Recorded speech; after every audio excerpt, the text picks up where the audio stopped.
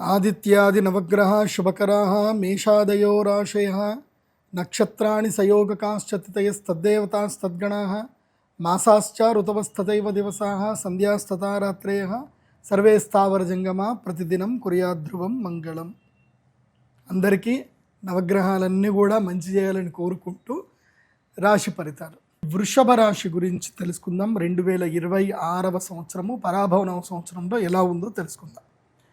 వృషభ రాశి వారికి ఆదాయం 8, వ్యయము 11, రాజపూజ్యం 3, అవమానం 1. Not good, not bad. ఆదాయం 8 ఉంది. ఇది ఎలాగనంటే ఇన్ఫినిటీ ఇలా ఉంది కదా, అంటే పైన చూసినా ఒక 0, కింద చూసినా ఒక 0, 2 కలిపితేనే 8. అంటే ఎంత వస్తుందో అంత వెళ్ళిపోతుంది. రావడము పోవడం రెండూ జరుగుతాయి. నో నిల్ బ్యాలెన్స్ అయితే ఏమి ఉండదు. రావడము పోవడం రెండుకు ఒకటే ఉంటుంది. అంటే ఈ సంవత్సరం వృషభ రాశి వారి జేబుకి మాత్రం చిల్లు, జేబుకి ఒక రంధ్రం పడుతుంది. ఇలా డబ్బులు పడతాయి, అలా వెళ్ళిపోతాయి. సో రుణం ఎక్కువగా అయ్యే అవకాశం ఉంటుంది, ఖర్చులు ఎక్కువవుతుంది. సో వృషభ రాశి వారికి వ్యయం ఎక్కువగా ఉంది. వ్యయం ఎక్కువగా ఉంది అంటే కంగారు పడొద్దు, డబ్బులని పోతాయేమో అనుకోకూడదు. వ్యయం ఎక్కువగా ఉంది అని అంటే భూములు కొనుగోలు చేస్తారు, ఆస్తులు కొనుగోలు చేస్తారు అని అర్థం. సో అది మీరు చేయలేదనుకోండి దొంగల పాలవుతుంది అని అర్థం. కాబట్టి వృషభ రాశి వారు ఈ సంవత్సరం ఏం చేయాలంటే తప్పదు, అప్పులు తీసుకోవాల్సిందే. అప్పు చేయండి, ఇల్లు కొనుక్కోండి, తర్వాత భూములు కొనుక్కోండి. దానివల్ల మీ నిరర్థకంగా పోవాల్సిన డబ్బు ఎక్కడో ఒక చోట నిలకడగా ఉంటుంది. అది బాగా గుర్తుపెట్టుకోండి. కాబట్టి వృషభ రాశి వారికి ఆదాయం బాగానే ఉంది, వ్యయం కూడా మంచిదే. దానివల్ల రాజపూజ్యం ముగ్గురు ఉంటుంది. అంటే మెచ్చుకునే వాళ్ళు 3 ఉంటారు, తిట్టేవాళ్ళు ఒక్కళ్ళే ఉంటారు. ఇక వీరికి ఈ సంవత్సరం మొత్తం ఎలా ఉంది అనేది కనుక చెప్పుకుంటే, ఈ సంవత్సరంలో వీళ్ళకి 1వ తారీఖు వరకు, జూన్ 1వ తారీఖు వరకు గురుగ్రహము చక్కగా పక్కనే ఉన్నాడనమాట. అంటే భుజం మీద చేసి ఏం కంగారు పడకరా నేను ఉన్నాను అని చెప్పేసి అంటాడు. అప్పటిదాకా నీకు మంచి ఫ్రెండ్ దగ్గర ఉన్నట్టే. అంటే జూన్ లోపలనే మీరు ఏమైనా అప్పులు తీర్చేయాలన్నా, ఏవైనా సెటిల్మెంట్ చేసుకోవాలన్నా జూన్ లోపలనే చేసుకోండి. జూన్ లోపలనే ప్రాబ్లమ్స్ అన్నీ సాల్వ్ చేసుకునే ప్రయత్నం చేయండి. చాలామంది తప్పులు ఏం చేస్తారు అంటే, డబ్బులు వస్తాయి, గురుడు మంచిగా ఉన్నప్పుడు డబ్బులు వస్తాయి, కానీ ఏం చేస్తారు, ఈ డబ్బులు అప్పులు తీర్చేస్తే ఏమైపోతుంది, ఏం రాదు, అది ఇంకో దగ్గర పెట్టుబడి పెట్టి డబ్బులు చేస్తా అని అనుకుంటారు. మీరు డబ్బులు చేయడం కాదు, 0 అయిపోతుంది. వ్యయం ఎక్కువగా ఉంది కదా, 0 అయిపోతుంది. కాబట్టి అప్పులు ఏమైనా ఉంటే, బ్యాంకు రుణాలు ఏమైనా ఉంటే తీర్చేయండి. ఇట్లాగే మొన్న నాకు తెలిసిన నా శిష్యుడు, వాడికి ఒక ఇల్లు అమ్మితే 70 లక్షలు వచ్చాయి. 70-80 లక్షలు 90 లక్షల దాకా వచ్చాయి. వస్తే ఏం చేశాడు, తీసుకెళ్ళి కరెక్ట్గా జనవరి 30వ తారీఖుకి పోయి వెండిలో పెట్టుబడి పెట్టాడు.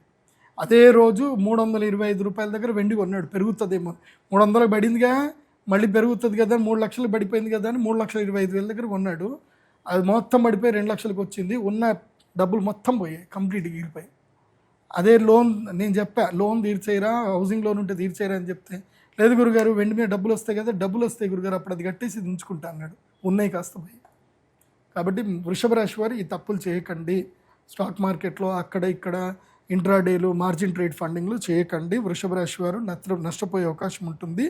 కాబట్టి ద్వితీయ గురుడు మంచి పనే చేస్తాడు, ధనలాభం కలిగిస్తాడు. ఆ లోపల అన్నీ క్లియర్ చేసుకోండి. తర్వాత కర్కాటక రాశి లోపలికి ఎంటర్ అవుతాడు గురుడు. కర్కాటక రాశి లోపలికి ఎప్పుడైతే ఎంట్రీ అవుతాడో స్వామి మీకు ఉంటుంది చూడండి, అప్పటిదాకా ప్రేమగా మాట్లాడిన మీ అన్నదమ్ములే, మీ అక్క చెల్లెలే మీ మీద కేసులు పెడతారు, మీతో కొట్లాడతారు. అమ్మ ఆస్తిలో నాకు కూడా హక్కు ఉందిరా, నాన్న ఆస్తిలో నాకు కూడా హక్కు ఉంది, తాత ఆస్తి నాకు కూడా హక్కు ఉందిరా అని అంటారు. ఇంకా స్టార్ట్ అవుతుంది, ఇంకా కొట్లాటలు స్టార్ట్ అవుతుంది. అన్నదమ్ముల మధ్యన కలహాలు, స్నేహితుల మధ్యన కలహాలు, విరోధాలు, వైరుధ్యాలు, అతి సాహసం చేయడం వల్ల దెబ్బలు, నష్టాలు ఇవన్నీ కూడా జరిగేటువంటి అవకాశం ఉంటుంది. తర్వాత ఏమిటి, ఎప్పటి నుంచి జూన్ నుంచి అక్టోబర్ వరకు ఇది ఉంటుంది. ఈ సంవత్సరం గురుడు అలా ముందుకెళ్ళి వెనక్కి వచ్చేస్తున్నాడు, చాలా ఫాస్ట్గా వెళ్ళిపోయి. కర్కాటక రాశిలో గురుడు ఉన్నంతసేపు వృషభ రాశి వాళ్ళకి విపరీతమైన సమస్యలు వస్తాయి. తర్వాత సింహరాశి లోపలికి ఎంటర్ అవుతాడు. అప్పుడు ఇంకేం జరుగుతుంది తెలుసా, 4వ ఇంట్లో గురువు వచ్చేస్తాడు. అప్పుడు ఏంటి, వృషభం నుంచి వృషభం, మిథునం, కర్కాటకం, సింహం నాలుగో ఇంట్లో గురువు వస్తే ఏం చేస్తాడు, గురుడు నాలుగో ఇంట్లో అంత యోగకారకుడేం కాడు, నాట్ గుడ్ నాట్ బ్యాడ్, మానసిక ప్రశాంతత ఇవ్వడు, ఇళ్ళు రుణంకి వెళ్ళిపోతాయి, అప్పుల పాలవుతారు. తర్వాత మీరు ఎవరైతే బాగా ప్రేమగా ఆప్యాయతగా వాళ్ళకి ముద్దు చేస్తారో వాళ్ళే మీకు విపరీతంగా దెబ్బలు కొడతారు, వాళ్ళతోటే మీకు సమస్యలు వస్తాయి. మీరు ఎవరికైతే అతిగారాభం చేస్తారో వాళ్ళు మీకు అతిగా మోసం చేస్తారు, గృహ రుణాలు పెట్టుకునే అవకాశం, అక్కడ సమస్యలు వస్తాయి, బంగారం తాకట్లు పెట్టే వస్తుంది, మానసిక ప్రశాంతత కోల్పోతారు. కానీ ఒక మంచి జరుగుతుంది, దానివల్ల కొంచెం ధనలాభం కలుగుతుంది, మీకు రియలైజ్ అవుతారు ఎవరు మీ వాళ్ళు కాదు అని ఒకటి మాత్రం రియలైజ్ అవుతారు. ఈ సంవత్సరం వృషభ రాశి వారు మాత్రం ఎంతకి అంతే ఉండండి, జాగ్రత్తగా ఉండండి, మాటని చాలా పొదుపుగా వాడుకోండి, అప్పులు ఈ సంవత్సరం క్లియర్ చేసుకోండి అండ్ సుఖపడండి. ఈ సంవత్సరం నేను వృషభ రాశి వారికి చెప్పేది ఏంటంటే ఎంత వీలైతే అంత ఎంజాయ్ చేయండి, ఎంత వీలైతే అంత ఖర్చు పెట్టుకొని లైఫ్ని ఎంజాయ్ చేయండి, సుఖపడండి. ఎన్ని భోగాలు అనుభవించే టైం వృషభ రాశి వారికి, భోగ సుఖాలు అనుభవించే టైం. టూర్లు కొట్టండి, భార్య పిల్లలతో తిరగండి, మంచి ఖర్చు పెట్టుకోండి. వ్యయం ఎక్కువగా ఉందంటే హ్యాపీగా ఖర్చు పెట్టుకోవాలి, ఏది ఎంటర్టైన్మెంట్ కోసం ఖర్చులు పెట్టుకోవాలి. ఎందుకోసం అంటే మళ్ళీ సడన్గా డబ్బులు పోయినాయి అనుకోండి, అబ్బా యూరప్ ట్రిప్ కొట్టినా అయిపోతుండే, పలానా ఇది కొనుక్కున్నా అయిపోతుండే, పలానా బంగారం కొనుక్కున్నా అయిపోతుండే, పైసలన్నీ పోయినాయి అని బాధపడతారు. ఆ రిగ్రెట్ ఫీలింగ్ పెట్టుకోకండి, ఏం చేయాలనుకుంటే అది చేయండి వృషభ రాశి వారు. సో నేను మీకు ఒక పరిహారం చెప్తాను. వృషభ రాశి వారికి ఏంటంటే ఈ సంవత్సరం గురువు ప్రతికూలతకి వెళ్ళిపోతున్నాడు కాబట్టి గురుగ్రహమాలను ఒకటి వేసుకోండి. అదేవిధంగా గురుగ్రహమాలను వేసుకోండి. తప్పకుండా అక్షయ తృతీయ మీకు మెయిన్ డే అనమాట. అక్కడ దాకానే మీకు లక్. అక్షయ తృతీయ రోజున శ్రీ మహాలక్ష్మి యాగం చేయండి, అమ్మ అనుగ్రహాన్ని పొందండి, యంత్రాన్ని తీసుకోండి, మీ అదృష్టాన్ని ఆ యంత్రంలో నిక్షిప్తం చేసుకోండి. కాబట్టి అక్షయ తృతీయని ఎట్టి పరిస్థితుల్లో వృషభ రాశి వారు మిస్ చేసుకోవద్దు. మీ అందరి కోసమని చెప్పి నేను 3 కాలాలు సంవత్సరం మొత్తం మీద 3 సార్లు యాగం చేస్తాను. వసంత పంచమి, అక్షయ తృతీయ, ధనత్రయోదశి. ఒక్కొక్కళ్ళకి ఒక్కొక్క టైంలో లక్ వస్తుంది, ప్రతి రాశి వాళ్ళకి ఒక్కొక్క టైంలో ఒక లక్ వస్తుంది.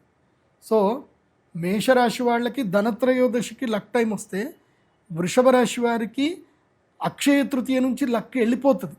కాబట్టి అక్షయ తృతీయకి లక్ను రెడీ చేసి పెట్టుకోవాలి. సో రాబోయే నష్టం రాకుండా వాళ్ళు ప్రొటెక్ట్ చేసుకోగలుగుతారు వృషభ రాశి వాళ్ళు. కాబట్టి వృషభ రాశి వారు అక్షయ తృతీయకి మహాలక్ష్మి యాగానికి ఇప్పుడే బుక్ చేసుకోండి, మీ సీట్ కన్ఫర్మ్ చేసుకోండి. ఎందుకోసమంటే నేను 100 మందికే టికెట్ ఇస్తాను కాబట్టి, సో 100 మందిలో మీరు ఒక్కళ్ళు అవ్వండి, అక్షయ తృతీయ యాగం చేసుకొని ఆ అమ్మ అనుగ్రహాన్ని పొందండి. ఏప్రిల్ 17వ తారీఖు అక్షయ తృతీయకి సిద్ధం అవ్వండి. తర్వాత గురుగ్రహ మాల ఇస్తాను, గురుగ్రహ మాల వేసుకోండి. ఈ సంవత్సరము వృషభ రాశి వారు తప్పకుండా ఎవరి దర్శనం చేసుకోవాలో తెలుసా? కంచి కామాక్షి అమ్మవారి దర్శనం చేసుకోవాలి, అమ్మవారి అభిషేక దర్శనం చేసుకోండి. అమ్మవారికి బంగారు వర్ణంలో, పసుపు వర్ణంలో ఉండేటువంటి చీరను అమ్మవారికి నివేదన చేయండి. కుంకుమ వర్ణం బార్డర్ ఉండాలి, లేదా గ్రీన్ కలర్ బార్డర్ ఉండాలి. సో బంగారు వర్ణంలో ఉన్న చీరను అమ్మవారికి బహుకరణ పెట్టండి. మీ జీవితం లోపల ఏ సమస్యలు గురుగ్రహ ప్రతికూలత వల్ల రావు. కానీ మీకు ఒక లక్ తెలుసా? మీకు ఈ సంవత్సరం మొత్తం 11వ ఇంట్లో శని ఉంటాడు. శని 11వ ఇంట్లో ఉంటే రుణం మొత్తం తీర్చేస్తాడు. ఓకే, 10వ ఇంట్లో రాహు ఉన్నాడు కాబట్టి ఏం చేస్తాడు అంటే, 10వ ఇంట్లో రాహు ఉంటే ఏం చేస్తాడు? ఉద్యోగ భంగం చేస్తాడు. ఉద్యోగ భంగం ద్వారా మనకి తెలివితేటలు వచ్చి వ్యాపారంలోకి వెళ్తారు. కాబట్టి ఈ సంవత్సరం ఏది జరిగినా మీ మంచి కోసమని గుర్తుపెట్టుకోండి. కంచి కామాక్షి అమ్మవారి దర్శనం తప్పకుండా చేసుకోండి. శ్రీపాదుల వారి కంచి పీఠాధిపతులు శ్రీపాదుల వారి దర్శనం కూడా చేసుకోండి. సర్వే జన సుఖినో భవంతు. ఇంకొకటి చూడ చెప్తున్నాను, మీ జన్మ నక్షత్రం జన్మరాశి పేరుని బట్టి చూడొద్దు, మీ date of birth time place బట్టే చూసుకోండి. మీరు నా వెబ్సైట్లో pradeepjoshi.com వెబ్సైట్కి వెళ్ళండి, మీ date of birth time place ఇచ్చి హోరోస్కోప్ PDF ఆర్డర్ పెట్టుకోండి.